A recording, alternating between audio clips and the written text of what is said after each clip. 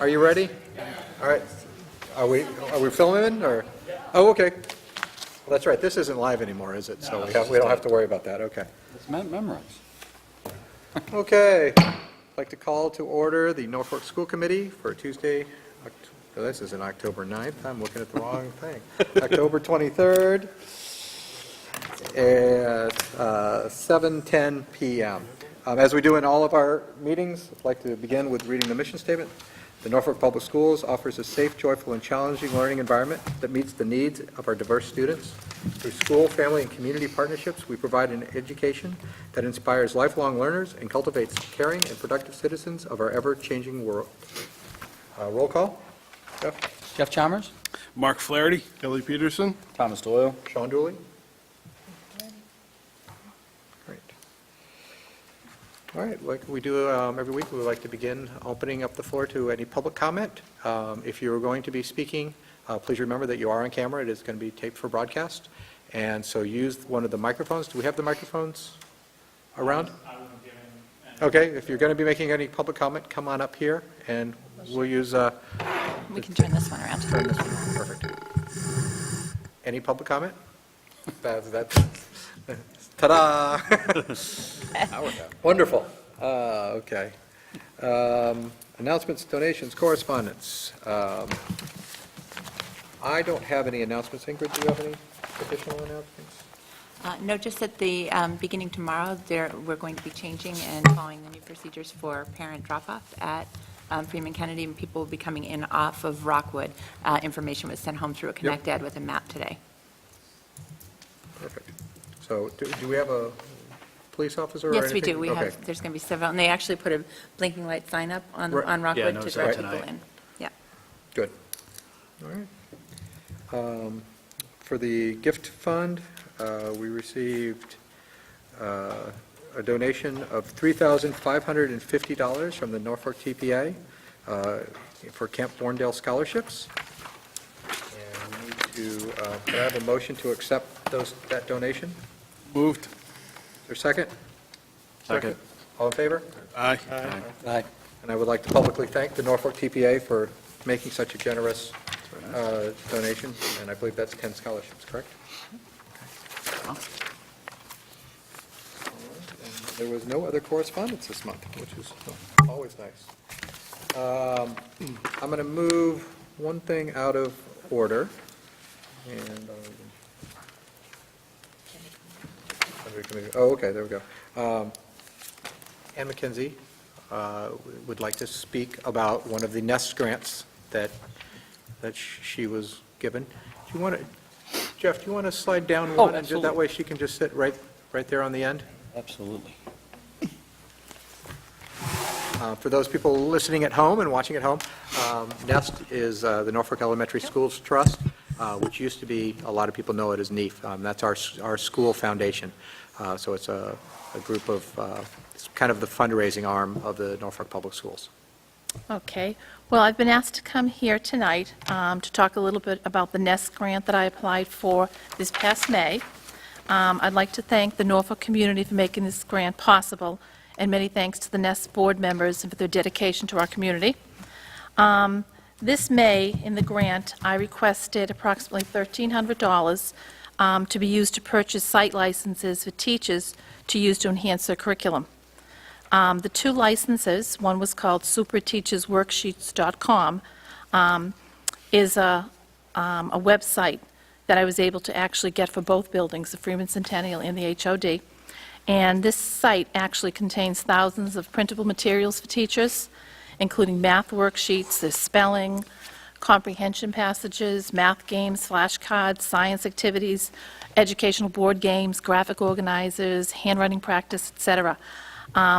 It also features, which I was very interested in, resources for our smart board. It has lessons called smart board lessons that have science, math, and social studies lessons already made up for teachers. And the total cost for that was $400 for both buildings. The other website that I applied for was called edhelper.com, and it's another valuable website resource, and it contains reading books the teachers can print out, leveled books, customized reading comprehension resources, math supports, And I actually could only write that for one building because it was kind of expensive, so that was about $900. But both of these websites give teachers resources that they're going to be able to use with all their students, and it's going to help us focus on differentiating instruction using the multi-tiered system of support model that we're using now. So it was pretty easy to write, and I encourage other teachers to write them if it's possible, if the monies are possible. And I encourage people, if they get a chance to donate to this cause, it would be great because the materials go right back into the classroom. These are websites that teachers would purchase on their own. I have purchased things on my own, so I figured, why not see if we can get them for everyone.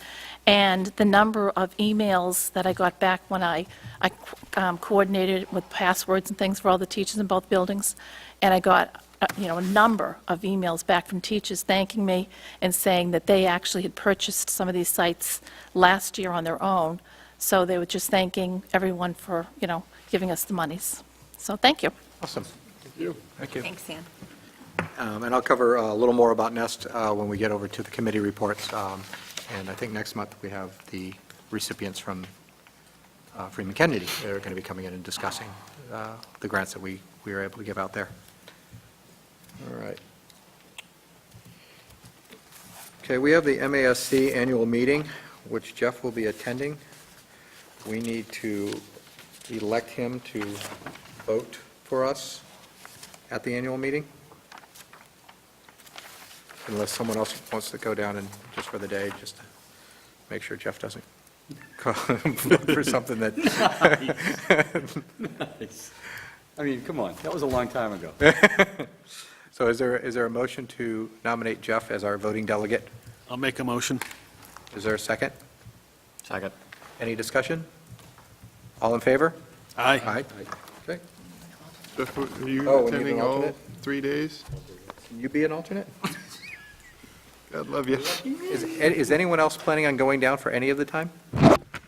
And this will be at future business meetings too, so. Oh, okay, so we can do an alternate for, who would like to, anyone would like to be the alternate for future business meetings?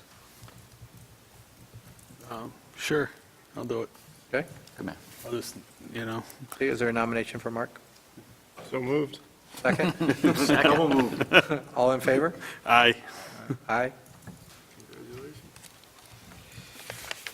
All right, so that's good, and so that's going to be the annual meeting, which is on Friday, November 9th, so. So we should be good for there. We'll fax that in. If you look in your book on Exhibit 3, we have the Norfolk Public Schools Family Handbook. Is this up online yet? No, we have to vote to approve it. Okay. Hopefully everyone has had a chance to go through it. Basically goes through, puts all of our policy, it kind of succinctly puts our policies into place and all the other rules for families, just rules and regulations regarding the schools, all in writing. And I wanted to thank Dr. Olardi for That was all Pam. All The Pam? only- Oh, well, The only real updates to the manual this year were contact information, Anna Tupper being listed as the acting director. My contact information was changed. And we also brought tonight, and I think Pam gave out to you, we'll be updating the Freeman Kennedy parking map, because that's also included in this. Okay. I noticed some But of there the- weren't any changes to the core content. The policies that we approved last year, have they been updated in here as well? Because Yeah. Yep. Which one did you notice was not? none specifically. It just seemed like some of the revision dates were older on these, and I didn't, but Look at. We'll double check those. okay. Because not every single policy that we have, that we in here? vote, actually goes in here. I mean, this isn't our, Oh, that may be a. Yeah, the lettered ones typically are ours that we've done, and then there's other ones that just have a date, for instance, like the homework policy, you see originally in 1993. But we'll double check to make sure the most current accepted policies. so the easiest way to look would be the sexual harassment, I guess, would be For bullying. bullying and harassment, because that should have the transgender aspect. In it. Bullying of its own thing. That's in the bullying, I think that's in the,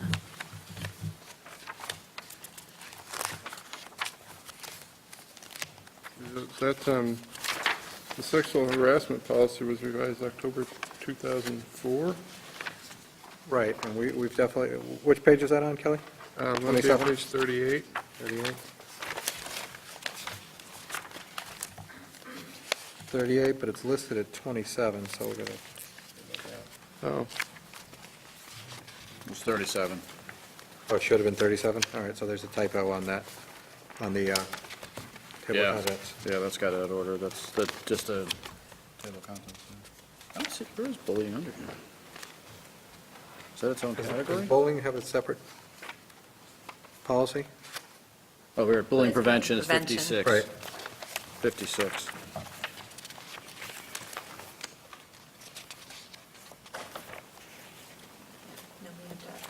Yeah. Title it- IX.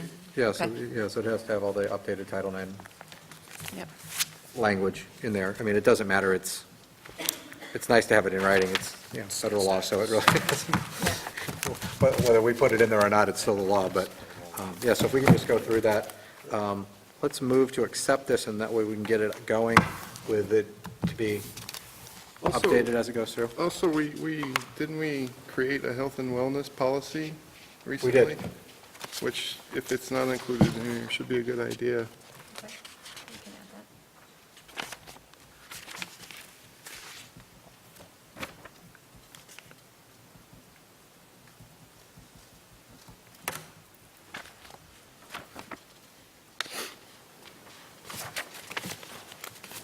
Just a general question on how this gets sent out. Is it just posted on our website? It's posted. Okay.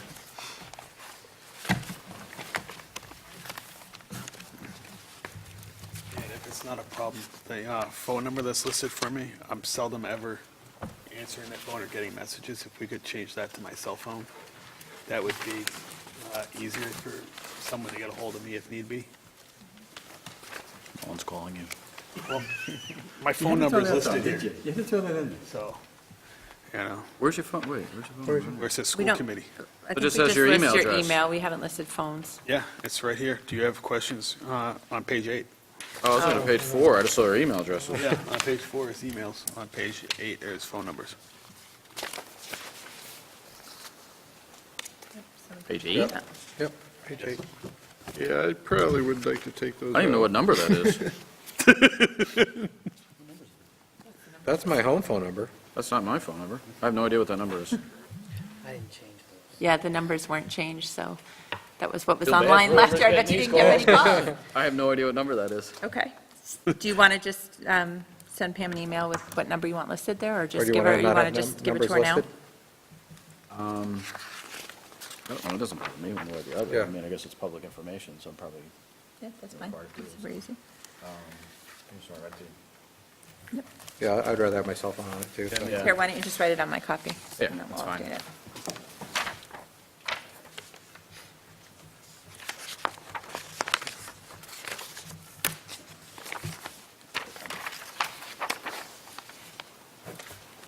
Brought an extra one, because you never bring one.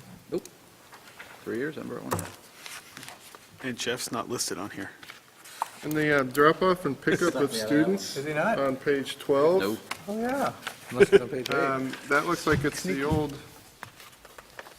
Yeah, we're going to update that. This is, you got a copy of the map, and this is being updated. It wasn't active, so we couldn't put that in. You should have the revised map, and she will be Mark, you want to write in updating what that number you part. want to use? Yeah. Make sure Jeff gets in there, too, so I wrote- he gets the calls as well. Can I just get calls from you?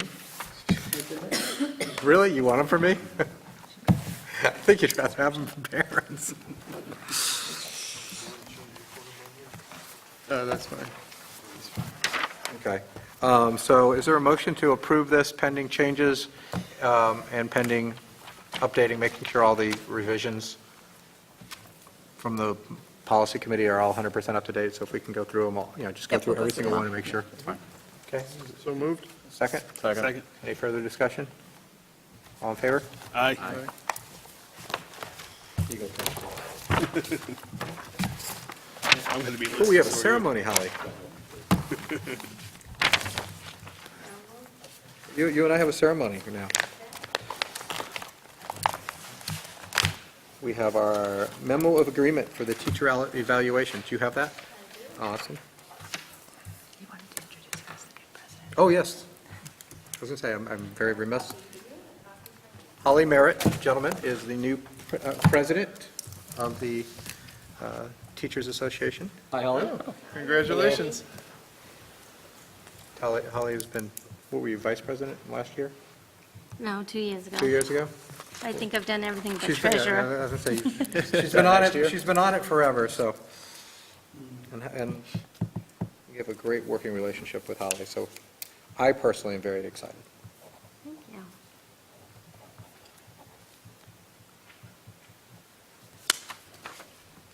There you go. All right, thank you.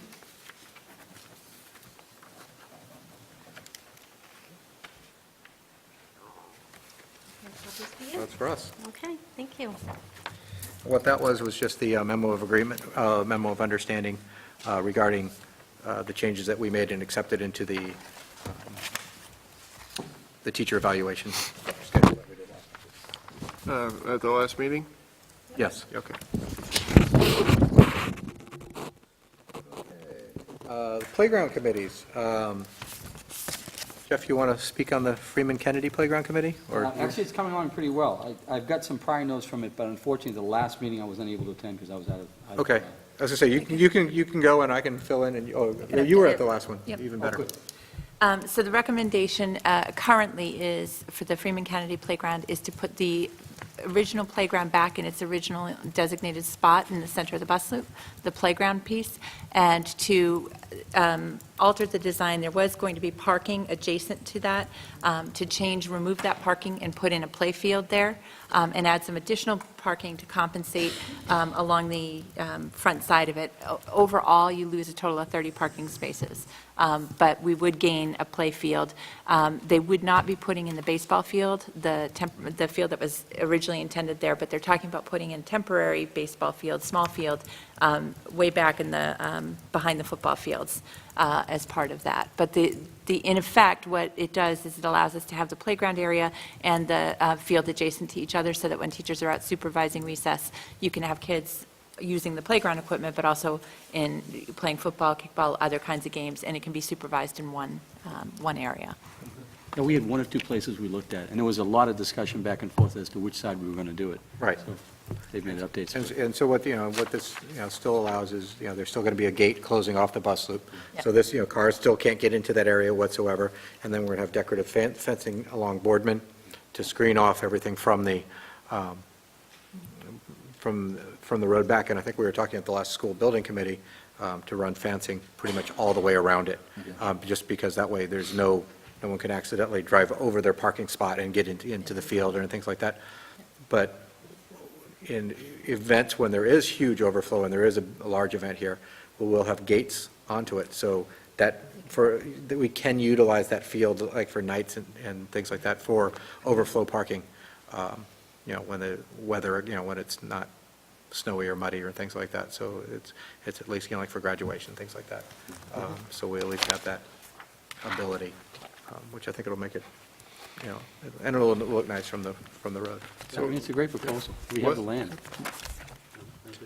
Yeah. Kelly? What was the plan for the baseball stadium? Is that just falling through, or do they plan on They're moving further They're going out. to relocate it. relocating, okay, on the other side of the? They're putting the baseball fields On the out. back, basically by the train tracks. Yes. At this point, way down there, Yep. there'd be a field down that way. Yeah, as I say, I talked to Ann Proto the other day, and one of the things, they're looking at is just kind of reworking a lot of things, just to make things a lot more efficient over Right, there. okay. If they're having to tear one thing up and move out, let's look at the whole thing and, maybe move a couple things just that, so you can get a full-size football field in, and, and just make it a better use of the space, whereas it's been kind of haphazard as the years have progressed. I still think are they still looking at doing a Cal Ripken-sized field? No. Is that No, been they didn't completely have, scrapped? the dimensions weren't there. We looked at some abutting property on this portion that we could acquire, or maybe do a land swap with another piece. Part of the concern, we had COMCOM, so we didn't really want to take that position, because that would be more complicated, could be costly. Right. And they had concerns too about the baseballs being hit out onto Boardman with the original design anyway. So Oh, yeah, that's a good Right. good this point. actually alleviates that issue It too. is a Cal Ripken field, you imagine Right. those players can And hit. based on the Big kids dimensions, it would was be actually all smaller. It wouldn't have fit a Cal Right. Ripken. Right. Yeah, the only other thing would have been to take a bunch of Concom land all the way back alongside the railroad tracks, back in, almost to Town Pond. Yep. Um, Which would have been a concern, because we already had some abutters that had some concerns with the existing. We didn't want to add any future tensions. Right. Okay. Not to mention there would have been a mile for, It wasn't even attractive where it was going to be. to get kids out there. I mean, it would, Exactly. half-mile hike just to get out there, so. Well, it would cut back on obesity problems. Well, that's true. Yeah, they're playing baseball. They're, yeah. Alrighty then. The building committee did approve the architect to go forward to come up with some preliminary drawings and to price out the work based on that proposal.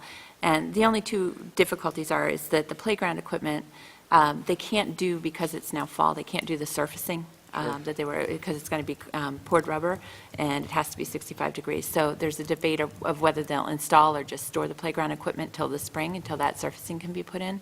And obviously, the field preparation's going to be delayed till spring. Right. So for the current school year, it's anticipated kids are going to continue to use the field across and the playground across the parking lot. They were still going to check, though, as They were going to far look as- into it. Okay. Yeah. Storage and all Because the the. storage Yep. fees of that concern me, and as I Yep. said, They were going to look into whether it's possible to put the equipment in and possibly mulch for the short term, but they have to check whether what the surfacing requirements are and how far you have to if excavate it for was like 6 mulch. to 12 inches or something. Right, and if it's significantly different than the poured rubber, that may not make sense. Yeah, with the mulch, it's 12 inches compacted to 10, or compacted to 9, and, but we don't know How much for the How poured much for rubber. the poured rubber, so we don't want to dig down for the mulch and then have to Have to fill back backfill. in for, Yeah. and then raise the, be a bit of a nightmare. But, And there's concern about installing the equipment and then having to fence it off so that kids can't use it, because there'll be a liability issue if the equipment's installed and there's no surfacing. So those are things they're looking at. and we had our first meeting with the, on the HL Day playground, and it was just kind of more of an organizational meeting, and we're going to start the ball rolling on that. We have a meeting again next Tuesday, and I have the DPW and the engineer coming, and then other people are coming as well, and we're going to start, really ramping that up. We have a good, strong committee there. Mrs. Balfour, and we have, some of the teachers, and we're going to get that rolling, and then get some more parents involved as well. And, we're looking at, both, moving it to the back and evaluating that, and also keeping it where it is, or, or refurbishing the area up in the front, and, reutilizing it, see if there's any way we can do that as well, and just try to keep all of our options open, and look at all the, money's going to be the big issue for anything that we do, so, and Dr. Alardi has started looking into different grants and other opportunities, so hopefully we'll be able to do a lot of fun things that'll, I know the Norfolk Community League would be more than willing to generate some money on our behalf.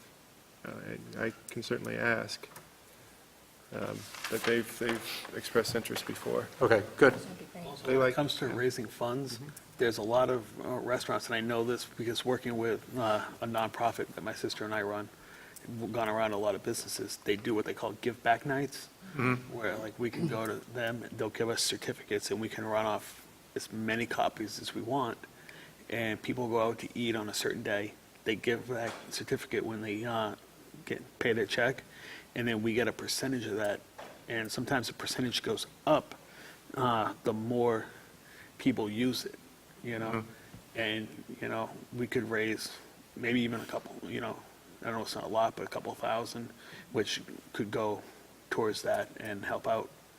Exactly. And unfortunately, it's one of these things that is shocking. I know, some of the people, I know I was shocked when I first started looking at these numbers. And, when you talk to people, they're like, well, playground, I buy one for my backyard. It's, just the swing itself is several $1,000s, Yeah. not even mentioning the structure that it's going on, and to install it is $40,000. And, there's just, some of these numbers are just crazy, but it's, it's state mandated, it's, it has to be done by a certified playground installer, and there's all, all the liability that goes along with it, and so it becomes a very, very cumbersome project, which, it's interesting, I think it's either Sherburne or Sudbury put a system in, and there was over $350,000 for their playground. And it's nice, but it's, you wouldn't drive up to it and think $350,000, $400,000. I mean, you'd be like, oh, well, that's nice, but. Another idea I saw, Millis was doing something a few weeks ago to raise money for their playgrounds, and they were doing raffles, which is another thing. I don't know how much money they raised, but, they also had someone donate a motor scooter as the grand prize, which I don't know if we have anyone that can donate what to do that with. Right. But, there's tons of ideas. Like I said, I've done fundraising before. Oh, free dry cleaning for life, I heard was a good opportunity. I don't even get that. I think once the playground committee moves forward with a recommendation for where it's going to be located, and we have a draft plan for what the playground is going to look like when it's done, then fundraising efforts will be more effective, because people will know what they're Exactly. funding and Yep. the phases of installation. So that's what we're working Okay. towards as a committee. Absolutely. All right, good. On to you, Dr. Alardi. All right. The first thing that you have in your packet, I'm not going to go through, but it's just, by policy, we're supposed to provide you annually with an update on the building facilities use. So you have a report in there that just tells you which groups and which agencies used various parts of the school buildings over the course of last year. I did want to mention that this is something that we're looking at streamlining the procedures for this year. We have the tech committee looking at making the building use request forms something that people can fill out online, and there'd be a calendar that shows what spaces are available, and people can log in, see if the space is available, submit their form electronically, and then it will go to the building secretary for approval and directly to Donna Chisholm so she can go ahead and move forward with the billing. So we're hoping that that process will make it much more efficient for people. We are working through a couple of glitches with that. One, we're trying to get a legal opinion, because when we have people fill out the building request forms, they also sign a release of liability, and we need to find out whether an electronic signature will be valid for that. So we're working on that piece. And we're also working on, we want to make the calendar available a few months out, but we don't want to prevent the school from being able to offer an MCAS evening or something, because everything's already booked out. So we're looking to roll the calendar out maybe 3 months at a time, and then people can input their events from there. The calendar won't show necessarily what events are being run, it'll just say the space is available or booked. So that's what we're working on. And we'll do an order of hierarchy. Obviously, the schools get to book it first. Right. And then, then rec. Sure. And then the school partners. School partners, yeah. And then, and then it'll be open to the public. Okay.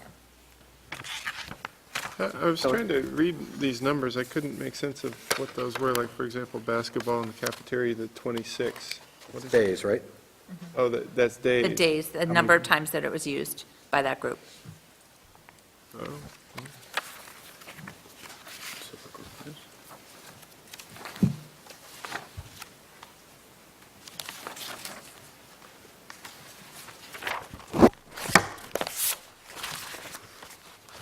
A lot of Zumba. Looking at that, too. Dangerous sport. Okay, any other questions? Okay. The next thing in your packet is the curriculum review cycle. And what I'd like to propose is, at this time, we have standing curriculum committees in all the content areas. So for math, science, social studies, and English language arts. Every year, those committees meet and they look at making curriculum revisions, realigning with we're in the process of making sure everything's fully aligned with the Common Core standards. The curriculum committees have also done some curriculum development work. I think at the end of year, I was told the assistant principals came and gave you an update of their committee work. However, what I'd like to recommend is that we consider, in addition to doing that ongoing curriculum alignment work, once every 5 years, we take a step back and look at each of our core programs comprehensively.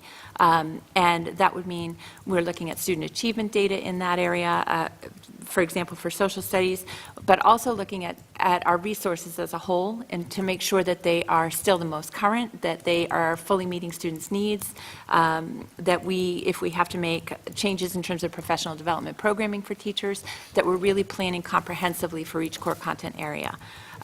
So the ongoing work in all subjects will happen annually, but this is just a proposal that we take one curriculum and do a much more in-depth exploration each year. There's a couple of different reasons for that. One, it will help us with the budget process and planning out. Like last year, you adopted a new math curriculum core program. That's a significant cost to that. With a curriculum review cycle, you can anticipate those costs coming up. Social studies, for example, is a lower cost item because we primarily teach that through literature, through maps and globes, through online resources, whereas math involves textbooks and student handbooks, student workbooks. English language arts is a more expensive curriculum subject to review as well, if you're looking at anthologies and core programs. So having a plan for updating those resources in a thoughtful way will help with our ability to budget for it. It'll also help us with our professional development programming.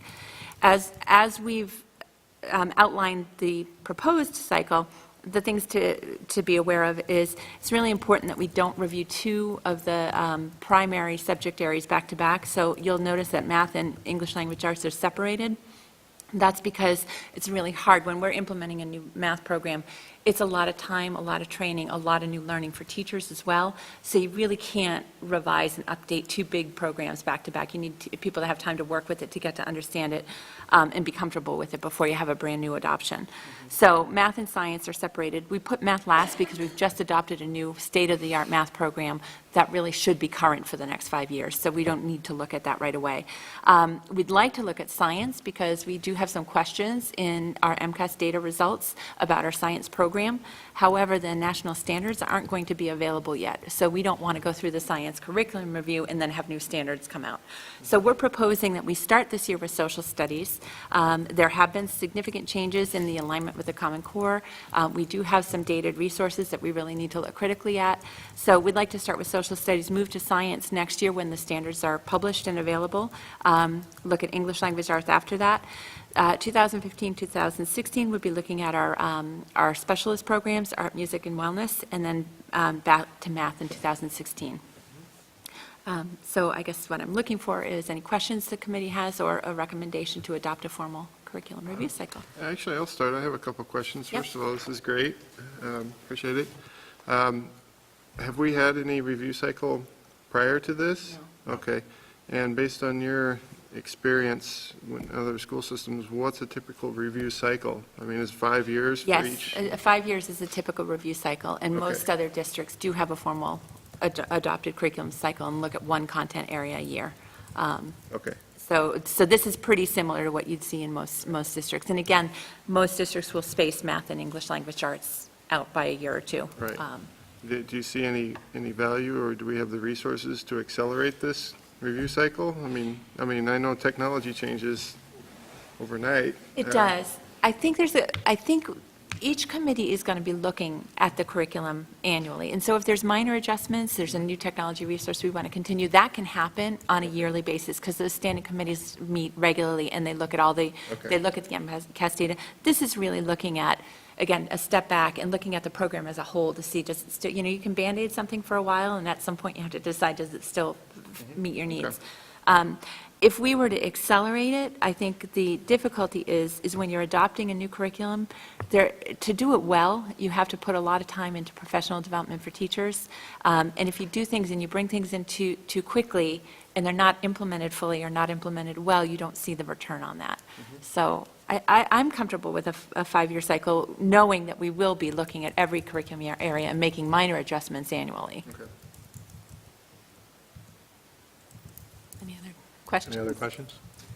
Regarding STEM, has anyone get a chance to take a look at the email I sent over about, actually, a couple things. One was an Alley-Oop, which was a new company. It's a startup company having to do with online web apps for science and math.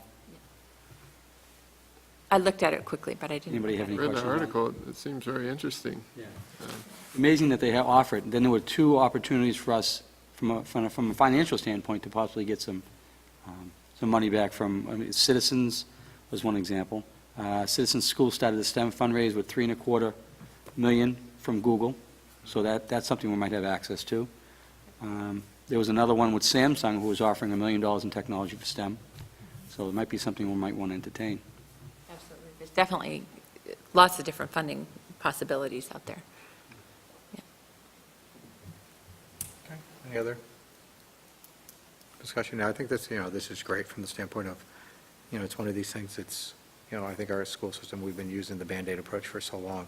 It's nice having it in place, and more importantly, for budgeting standpoint.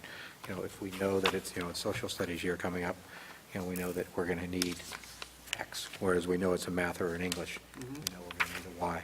And we can start building that in early as opposed to in, kind of how we've been doing it, in the past is, all right, what do we have left over? We have all these expenses, and, all right, at the end of the day, we have, $37,000 in a pot. Let's split that up among 5 different things. And I think by having a plan and having an ongoing philosophy to focus on it, that was our goal when we brought in the assistant principals. They're 50% assistant principal, 50% curriculum development. So we're making progress going down this road, and I think this is going to be, in the long run, phenomenal for our schools. I mean, I think the first 5 years is going to be the hardest because it hasn't been done. So then after that, people are going to get into the cycle, and then it's going to be much less of a dramatic, maybe Go Math is still working in 2016, and it just needs to be tweaked a little bit, and, we don't have to completely scrap it and put in a whole new program. So, okay? And I think that was one of the biggest challenges I think the curriculum committees have had, from what I've heard from them, is that over the course of the year, last year, they did a lot of great work, came up with a lot of great ideas, and at the end, had materials that they were looking to purchase, but there was no budget line item for new resources. So it was a matter of what was remaining at the end of the year funds, or where we could maybe pull money from to buy new social studies texts, but there was no funding allocated to new curriculum adoption and updates. Do we have an idea what we would have to budget for each of these? I can get that to you. It depends on the content area. Social studies will be the least expensive, but the committee's just starting their work now. So I will have a better sense of what the potential costs could be way before we head Right. into the budget season. And is it all the teachers that get together to do the review, or is it just a specific subject That'll be teachers? the curriculum committees will be doing that work. So the social studies curriculum committee will do the curriculum review. It just Okay. changes really their task. They'll be looking at a lot more achievement data. They'll be doing some research, talking to other school systems. They'll be looking at our, our in-house assessments to see, how students are doing and where we have gaps. So it'll be the same standing committee. It's just that their task is a little bit different for this year. Okay. So it's the same committee throughout. We have a different committee for each subject area. So we have a social studies committee, we have a science committee. There's on each of those committees, you have a representative teacher from each grade level. You have the special educators, you have, on the ELA committee, we have reading specialists. So there is a different committee for each subject area, but there's broad representation for each of them. Okay, thank you. So I need a motion to. Oh, we need a Adopt it. motion to adopt? So moved. There we go. Sorry, I was Is there a sleeping. second? Second. Any discussion? All in favor? Aye. Aye. The next piece in your packet is the 2012 accountability data. I just want to give a little bit of an overview here. This is about the 2012 MCAS results. Lisa Altham-Hickey and Trish Kelly are going to be coming to the November meeting to give you a comprehensive report on our 2012 MCAS scores. What I just wanted to give to you, because we had to send letters out to parents, we're required by law to notify them of the accountability status. Freeman Kennedy this year is designated as a level 2 school. I just want to walk through a little bit what that means. You'll notice on the accountability report, compared to other schools across the state serving the same age population, so students in 3rd to 6th grade, we are designated as in the 90th percentile for the highest performing. So our scores overall are excellent, and that's good news. The state has our students in the aggregate, which means, when you look at scores for all students, met the target, the improvement target for the state. The state also is requiring us to analyze the MCAS results and scores of each of our subgroups, too. So you need to look at any subgroup that has been defined as being historically disadvantaged. So we need to analyze, and the state will look at data for students, and you can see the categories below: low income, English language learners, students with disabilities, minority population. So they analyze the subgroup scores separately. They've created a new category, too, because in order for the results to be statistically valid, you have to have a subgroup of 35 or more. And many schools, particularly schools like Norfolk, don't have a significant or enough people to consist of a subgroup. So now they've considered, they've lumped all those categories together into a subgroup called high needs. So that subgroup counts all those ELL students, low income, special ed as one. The state has changed because Massachusetts was granted a waiver from No Child Left Behind. They had to propose a new criteria for evaluating schools, and we are required to close the achievement gap between the subgroup scores and the aggregate scores by 50% by 2017. So I'm just going to throw out an example. If we have about 80% of our students in the aggregate scoring in the advanced and proficient categories, and our special ed subgroup has about 60% of their students scoring there, we have to narrow that to 70% by 2017. So we have to close the gap between the aggregate scores and the subgroup scores by 50%. In order to do that, the state has set targets to measure whether you're on track for meeting that goal. This year, the special education subgroup did not meet the improvement target, so Freeman Kennedy is designated as a level 2 school. What I do need to make sure people are aware of is that when you look at our special education population scores against the state, our scores are significantly higher. So our students as a whole compared to the state, our special education students are really doing very well, but we did not make the percentage increase to get us to that, narrowing that proficiency gap. And it does get harder. What we found today, we were looking at some data today too, is that when you're putting interventions and you're putting supports in place and you're looking at improving scores, we have the trend that our aggregate scores increase too. So the gap, that even if special ed student scores start to increase, if our aggregate scores increase too, they have to increase at a more rapid rate to close that gap. So that's something we are looking at. We are in the process of analyzing the data. We will be coming back to you in November with a more comprehensive report, and we'll also be sharing our strategies for what we're going to do to try to continue our work on improving student achievement across the board. I'd like to add just that, from the standpoint of our aggregate scores are being, excellent. So, if you're an aggregate score at 92, it's much harder to come up to that than if you're in a community where your aggregate score is 60, and the at-risk population is a 40, they only need to come up to a 50. Whereas if our population's at 75 and they're trying to get to a 92, they need to be coming up to an 87, or 86, which on some cases it's just not possible. You have some children that are severely learning disabled on reading or whatever. It's very difficult to get the average of that group, so that means you have to have some of those kids, above the the average, for the state, for our town, and it just seems like such a flawed philosophy. It works great for communities like Lawrence and and some of the more at-risk areas. The other thing is they mix and match our children into the we don't have. Since we have, in the big picture standpoint, such a small population, they take all of our population and lump them all together.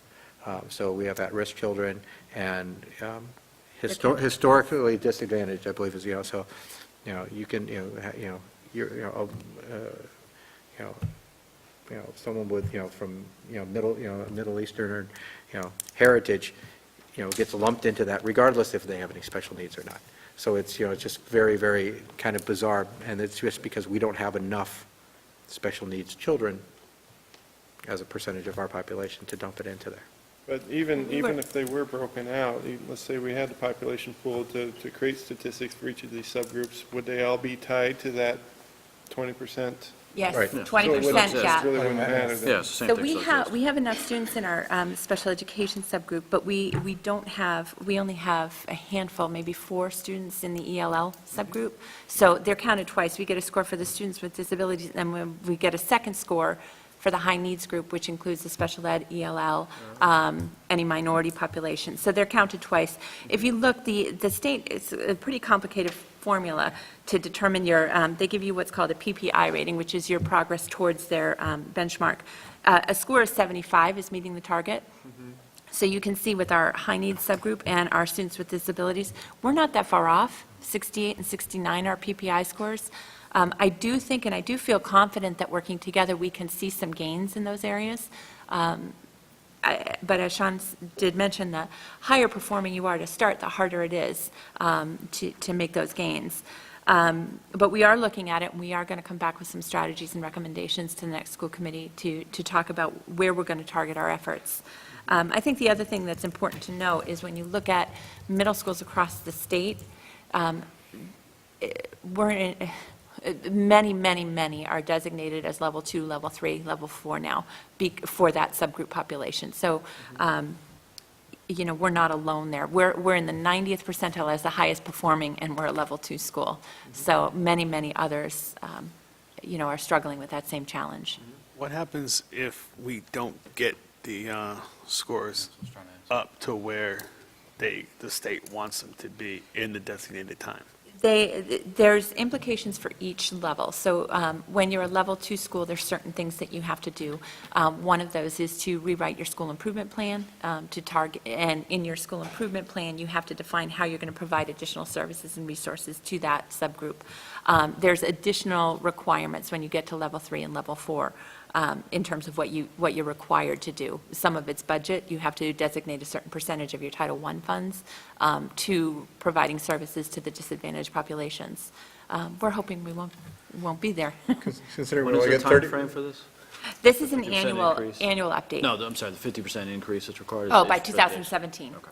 Yeah. So we still have a fair amount of time Yes. in order to. Yeah. What was the trend based on previous years for this score that we received? We started to look at that today. It's really, it's been inconsistent. It's been variable and across different grade levels. We've seen, in some years, we've seen significant growth for the special ed population and the gap's narrowed, but there hasn't been a straight trend line. We looked at third grade today and it was up significantly in 2010, then down low in 2011, up in 2012. One of the things that's challenging with the MCAS is that you're testing a different group of students each year for third grade, so it's a different group and it's a different test.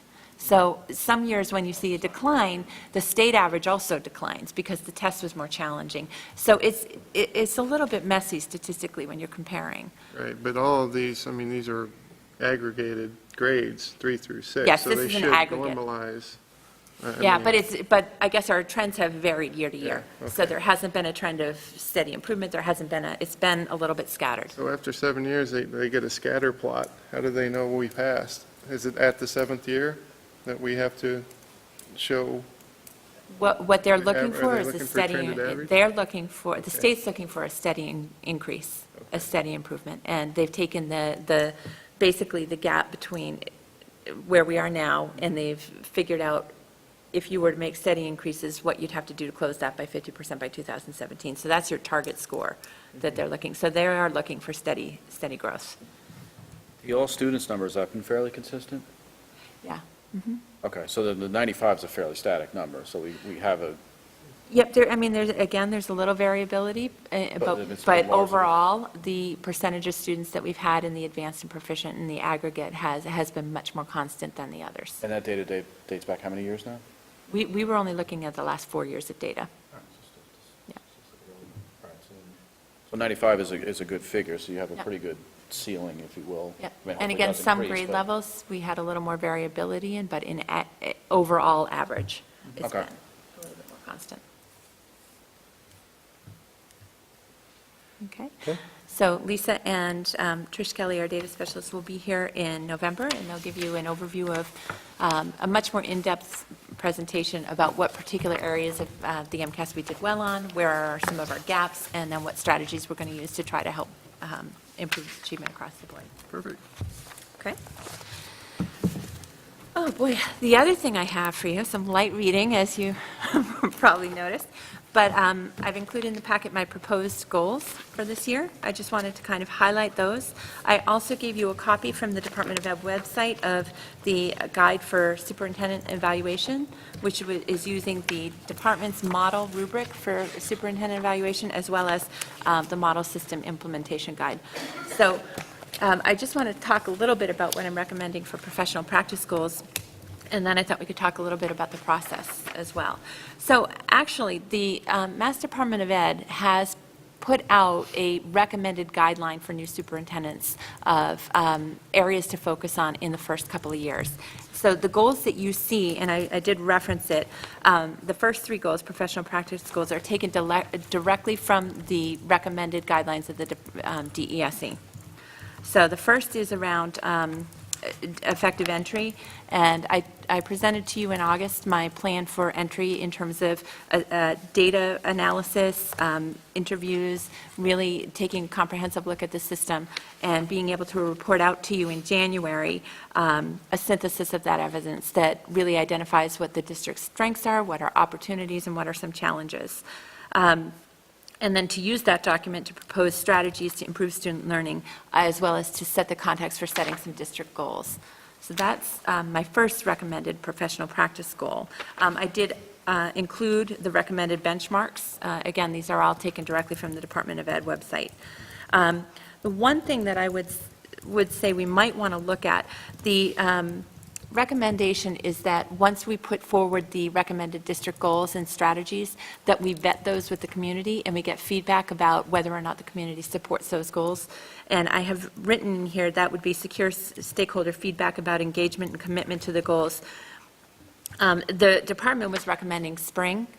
I'm not sure. I think we should really assess whether that's the best timeline, that we're going to get the most parent input and the best results. Sometimes at the end of the year, people aren't as invested, and you may not see the same kind of return if we were to send out a survey and look for feedback. So I'd like to leave that open to the committee's recommendation once we have a document. Again, that's going to be a process that we're working on together. So if we don't have the final version of the goals ready till May or June, I would recommend getting the feedback from the community in the beginning of the following year. Henry, what's your recommendation as far as when we should make the first requested survey, and how do you recommend that we make the survey? It's been done, there's a lot of different ways to do it. What I would suggest is that I'll present to you in January the results of the assessment, and that'll tell you what are some of the things that are come across clearly as strengths, what are some of the gaps.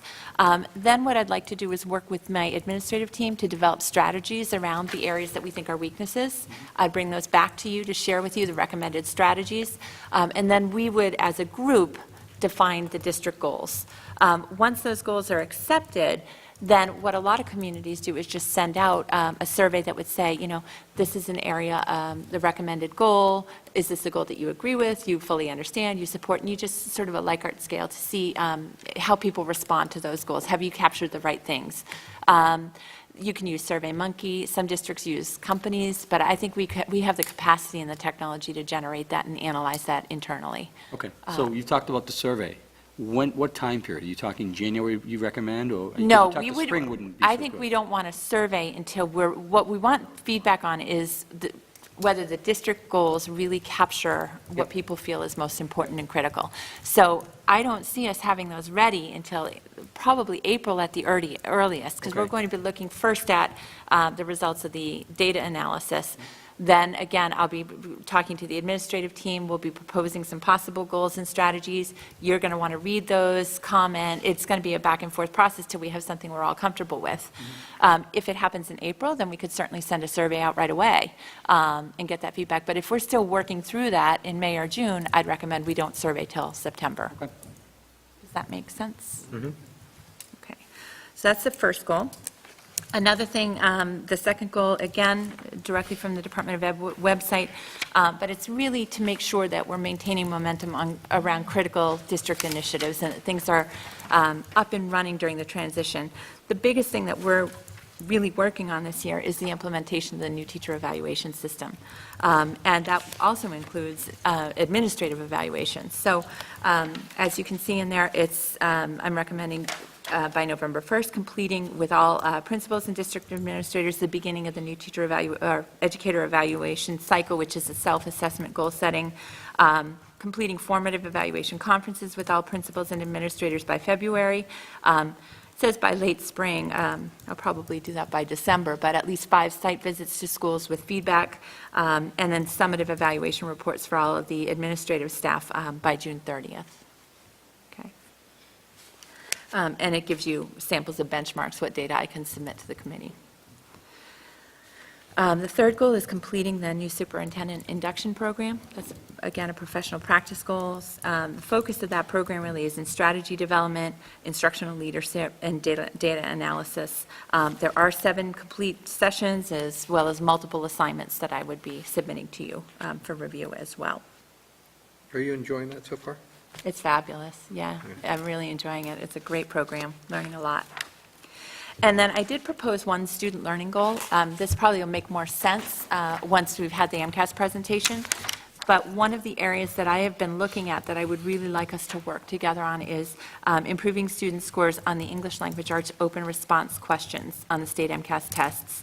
And those are questions that require students to explain their thinking and writing. And for a district that's as high performing as Norfolk is, our scores are lower in that area than they really should be, or than I perceive they should be. The average right now is about 60.2, kids are getting about 60.2% of the points on the open response questions. And I think working together, we can come up with some strategies to help them make sure that their answers are more comprehensive, that they're responding directly to the question, that they're including all the parts that they need to. So I've outlined some potential actions to take. Again, it's going to be working collaboratively with the administrative team and with the teachers in reviewing this.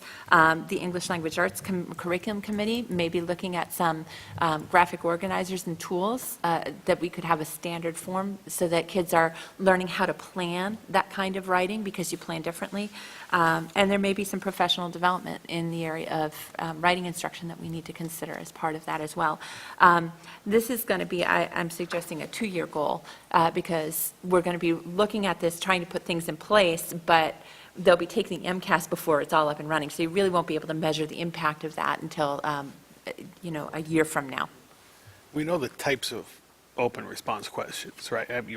Obviously, we're not going to know the specific question. Right.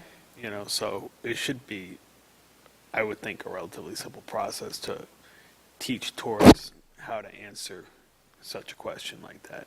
There's some good material and good strategies out there.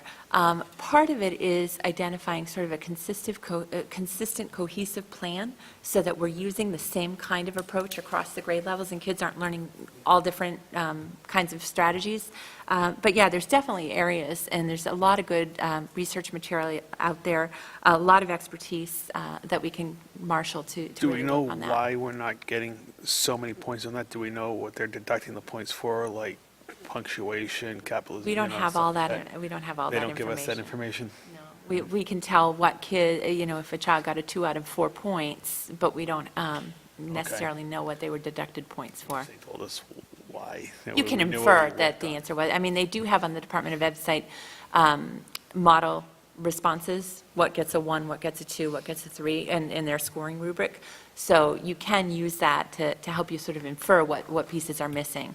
A lot of times, there's questions that have 2 parts, Part A and Part B, and kids answer 1, and then they miss half the points. A lot of times, especially in math, if they don't label their diagram or answer, inches, whatever the label needs to be, they lose points for that. So really, it's about analyzing the questions, analyzing how we're teaching kids to think about that kind of writing, and how to give kids experience with editing and proofreading their work to make sure that their work is complete. Okay. What's the state average? State average is lower. We are above the state average. Okay.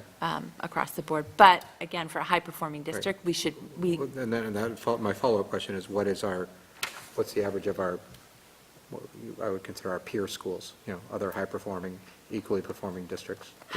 Well, I can't answer that right now. I can get you that information. I think it would depend on who you consider your peer schools and who we want to compare to. Right. If other you're schools that looking are- at schools with the same sort of Yeah, demographic data, apples same per comparison, pupil yeah. spending, I can get that data. Okay. I Or just can- kind of a sampling of, just, Yep. pick out a few of, you get Medfield, you get Rentham, you get some, Yep. other, I mean, Yep. you can also go up to the Wellesley and the Westons and, to scale it up a little bit Yep. more and see how those are doing.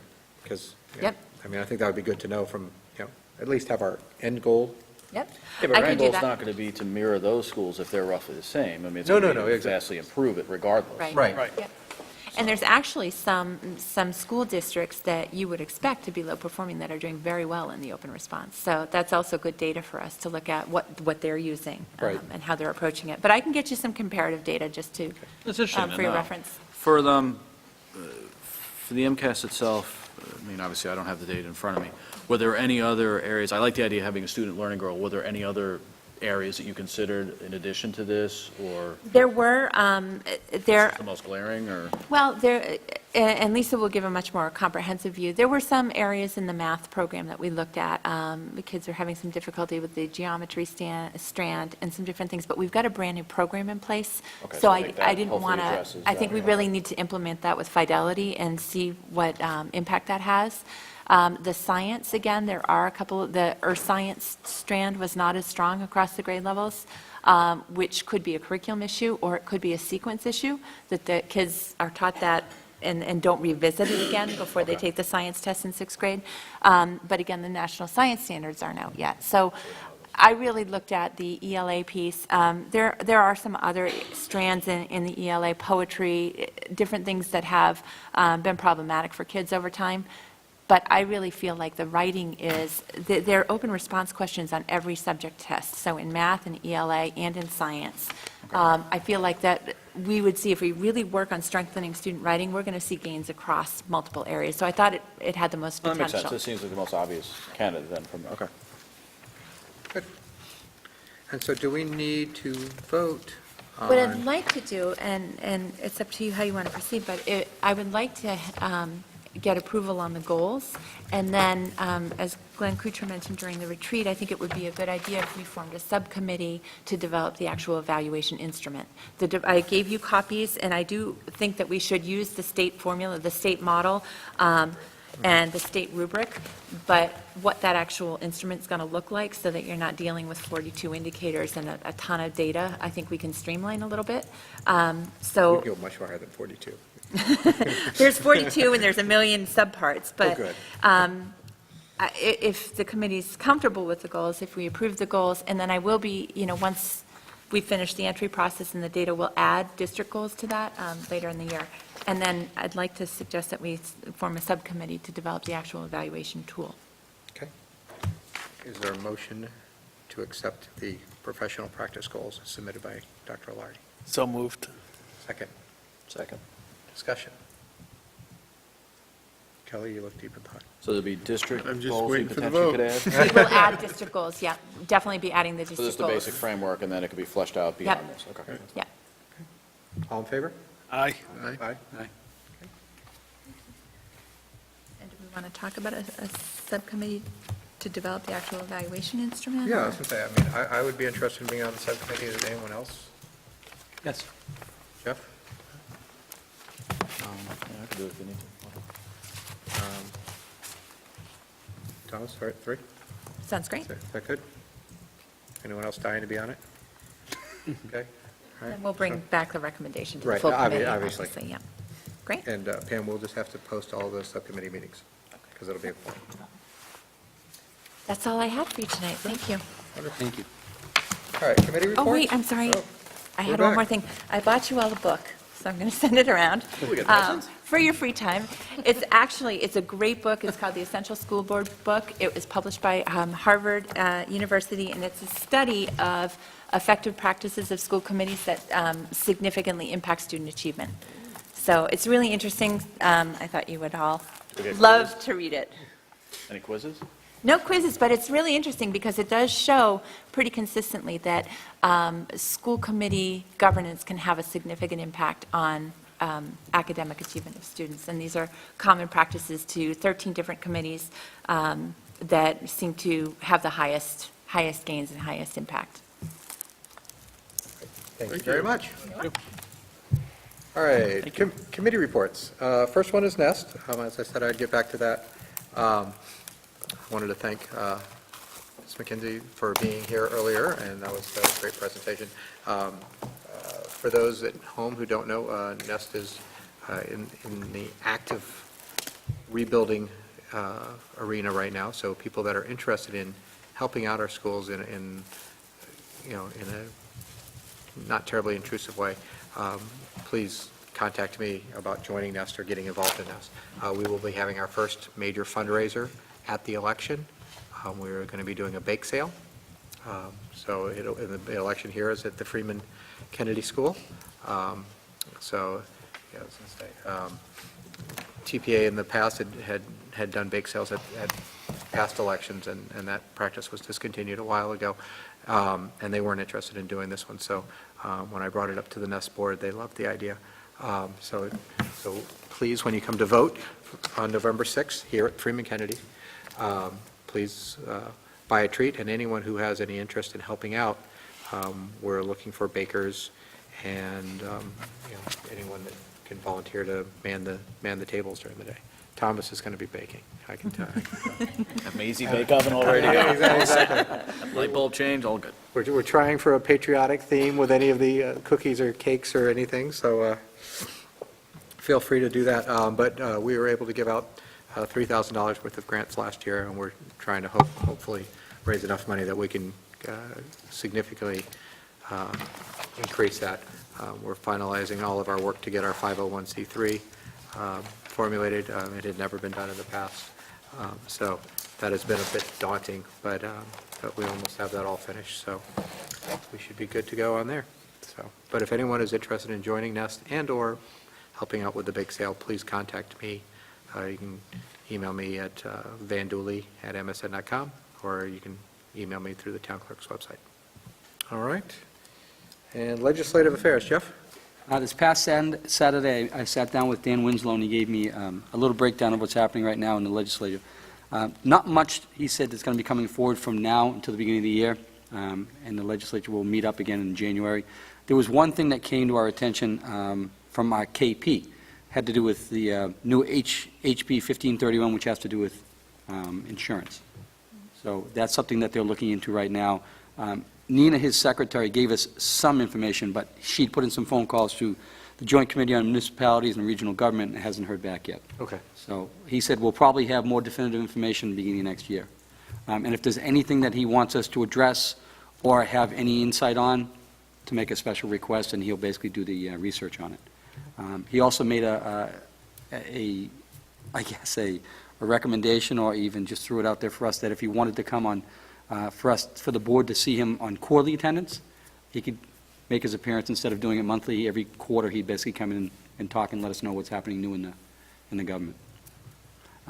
Richard Ross, I also made an invitation to sit down. His office has been pretty busy, but I expect to hear from him this week. Perfect. Do you know what the insurance issue was? Did they give you any? There's been a couple changes on the insurance, having to do with insurance for, part of the concern was children. Like as an example, special education, they weren't quite sure definitively how it would impact kids when it came to special education, when it came to children as amongst the schools, and it also affects other members. So we don't know the definitive insight on it, because Dan had limited information to go by. But is it like? Like health insurance is what we're discussing? Okay, just want to make sure we're on the All same right, thing. so more how it affects the people than it affects the schools. Part of the problem was the information that got emailed to me essentially was a copy of the statute. Well, Right. that doesn't do any good. Right. You know, I want to know specifically, what is What are you your trying to tale on it? change? Tell me what it is, what's your idea of what this is supposed to say and how it affects us. Okay. That's what we're waiting for. Good. Anything for KP? KP, we've got some great things happening. Well, I mean, from an athletic standpoint, all the teams have been doing quite well, especially the football team, still undefeated. So that's some great stuff. I'm also involved in a community outreach initiative that we started with through KP, which essentially is trying to get all 3 towns to work on the same page when it comes to the programs and initiatives of KP, instead of each town working as a separate entity, kind of working as one, considering we have 3 towns that represent one high school. I understand in the past it's been a bit of a project, and I understand that this is going to be a long-term initiative, so so far, I've met, it's myself and Lynn DeRoches from Rentham are the co-chairs. We've met with Barbara Sneed of Norfolk, who will be part of the committee. Patty Bingle, who's the booster president down at KP, she is going to be as an advisory. Lisa Oliveira, who's the KP high school president, she's going to be on the board as well. Lisa Gilson is going to be an advisory with the middle school. Liz Zelensky, who's the superintendent for KP, will serve as an advisor. And then slowly but surely, we're going to introduce other parties to this committee, and some of them will be, like Ingrid will be asked at some point in the near future, which she's been excited to get involved, and we're going to also invite the other superintendents from the other schools, as well as the principals. So I'll let you know as we go. Right now, it's more like getting a feeler out there to get an idea of how we're going to approach this. But like I said, it's going to be a long-term task. Perfect. And I'd be remiss if I didn't also mention that KP Music Program got a 5-star at MICA this past weekend, so, and it's like their 500th year in a row that they've gotten 5 stars at MICA, so it's pretty amazing. So congratulations to them as well. That's wonderful. On budget, nothing really going on budget? No, nothing going on, but I did see my Outlook reminder calendar that we should probably arrange our first round of meetings. Yep. To start tackling that. So I brought my calendar, so maybe we can talk about that after. All right, so we'll do that when we're setting up the next meeting. Yes. For here, too, so perfect. All right, policy. All right, we've got a couple third readings.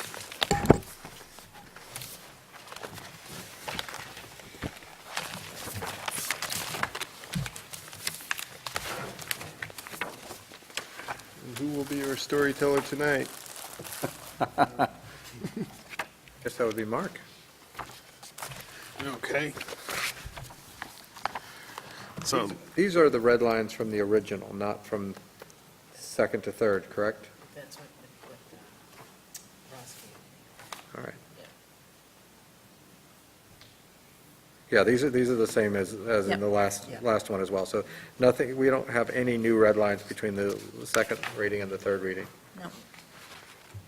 You're looking at executive session, right? The executive session, yeah, BEC. Yeah, sorry, Exhibit 8, file BEC, executive session. And it's pretty, it's pretty basic. It's, the executive session is pretty well demonstrated what, the Attorney General has laid out what we can and cannot do and say in whatever, an executive session, and this pretty much just mirrors all the new Attorney General changes. So I don't see any problems with that.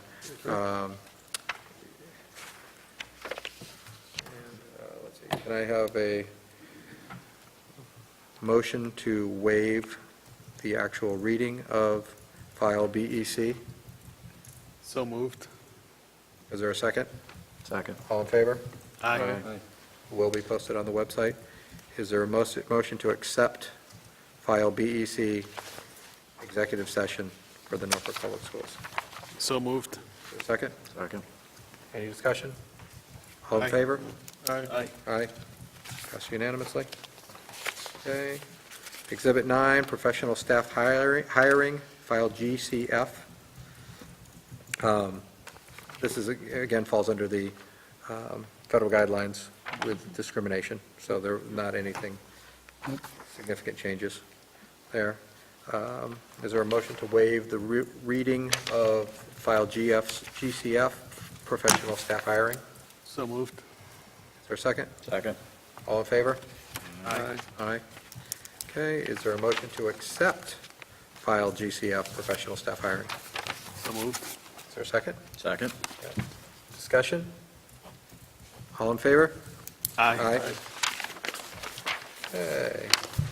And the final for this evening action item is an application for school partner. Hey, Sean, I'm sorry to interject. One thing that got left off was technology report, but there really won't be much of one because I had a very short meeting with Adam, who is the new chief director, and we have a lot of things to review that will be brought up the next month.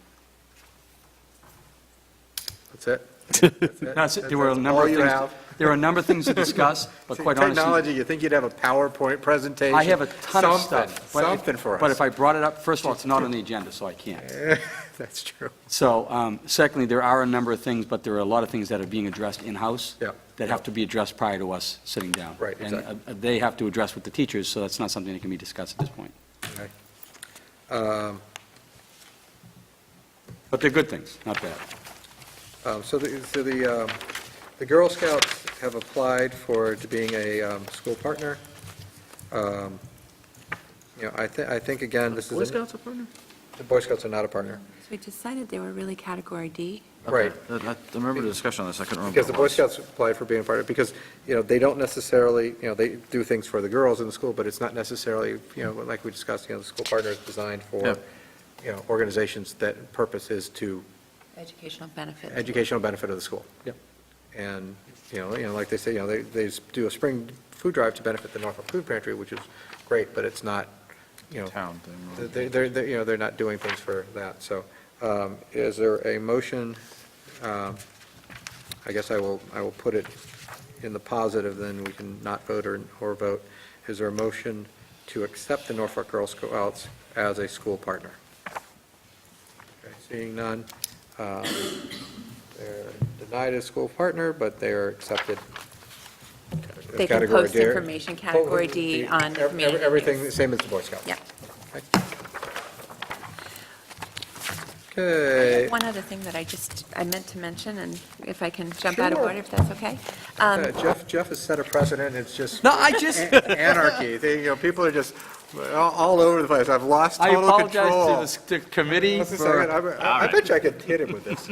I Never did been just in want to such a- say, when Jeff was talking about King Philip and working collaboratively together, I should have mentioned that the superintendents from both Rentham, Plainville, and Dr. Zelinski from KP, and I have been meeting regularly, and that is one of the things that we're really trying to do, is to support each other and share resources this year. On Friday of last week, we hosted a training here on site for all of our administrative team that was sponsored by Teachers 21 on the new teacher evaluation instrument. And we did open that to Rentham, and so they sent their whole administrative team and participated with us in that full day of training, which was great because we had the chance to brainstorm together and to maximize, again, we were bringing the vendor in through a grant, but Rentham also was able to benefit. I also need to thank David Raish, the superintendent in Plainville, has been great. We have a new student in the district that is not a native English speaker, and we are required by law to do a screening. We don't have anybody on site that is trained to do that initial screening, so he did send somebody over to do that for us. And Plainville also sent us a staff member to chaperone at Borndale. We needed somebody to stay overnight with a particular student, and we didn't have a male staff member that could do that, and they sent us somebody. So it's been great working together with them. Dr. Zelinski's been great to work with, and we're really working to try to continue to share those resources and support each other. So great. I just wanted to thank them both great. for that. Is the superintendent of Plainville? David new? Raish. Is he new, or No, is he's he been on there his for- way out? He's been there for quite a while. I think he's been there That's 5 horrible way to put it, 7 but years. Is he retiring, I guess I should? Yeah, no. I don't know what his long-term plans are, but Okay. he's been there for a while. What his prognosis is? I do want to say, Sean, on the policy part, we Yep. did have our policy subcommittee meeting. Yep. And we are working on rewording or cleaning up some of the language in some of the policies, including the policy for signs out in front of the schools. Perfect. So hopefully, we'll have everything typed up and be able to give you a good idea next meeting. Okay, perfect. Thank you very much. Minutes, has everyone had a chance to review the minutes? Yep. Any changes?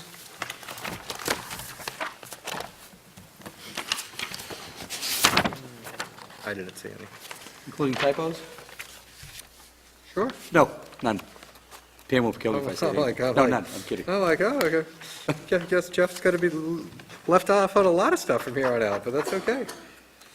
Anyone needs me, I'm over here. Okay, is there a motion to accept the minutes from the September 11th school committee meeting? So moved. Second? Second. Discussion?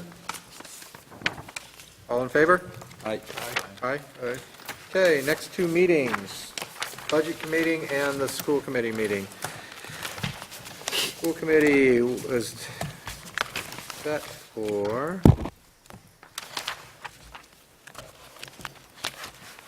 the 13th? Yep. Tuesday, 13th.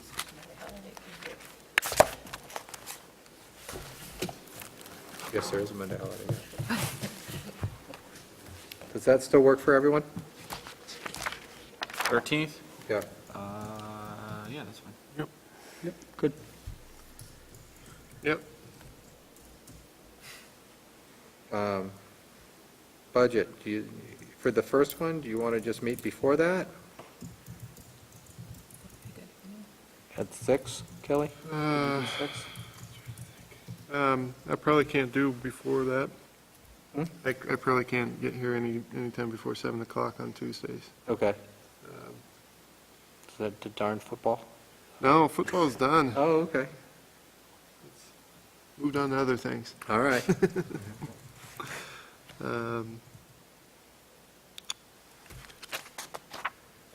What, do you have a suggestion?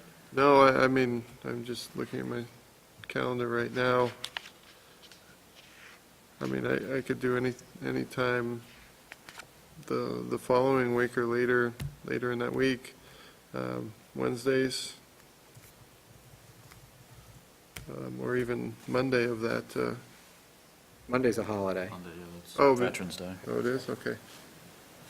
So you can do it. But it's, okay, You can't do a meeting on a holiday anyways. okay. Nobody would want to. Exactly. Lonely meeting. Would the following Tuesday, the 20th, work? Um, Or, I have a 7 PM meeting already. I could do it earlier, but you can't do anything earlier on Tuesdays, right? But I don't necessarily need to be at the first. I like to be at them, but who else is on the, Mark. I know on Monday, the 5th, we have the policy. We could do it before that. The policy meeting's at 7. We could do it. Yeah, it's, no, I think the problem is him getting here at 6. Yeah, he oh, on can't. Monday? policy's at Monday the 7:30. Policy's at Oh, you're at the 7:30, and 5th? I don't think I'd be able to get here before 7:30. I could. On the 6th, Tuesday, I can The get 6th, I here. have an election. That's election That's, day. yeah, that is election day. Not a good idea to Oh, hold. really? I hadn't heard about Hey, you haven't heard about that? Actually, I could do. I think I they're got a going to put phone it, call. I was going to say, there might be a phone call or an advertisement going on. Missed those. What about the 15th, I'm at a clerk's conference. the 22nd?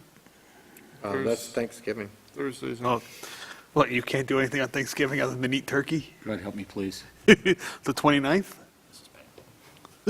That's town meeting. You're not helping. I would just agree the budget's okay and move on. Other than that, we Or you have, can't get here early. Well, the other option is we could meet. What do we have on the agenda for the next meeting?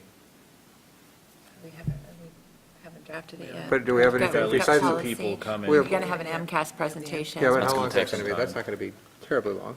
20 minutes? Yeah, I mean, this meeting went relatively quick. yeah. I mean, we could do it how about following the next school committee meeting?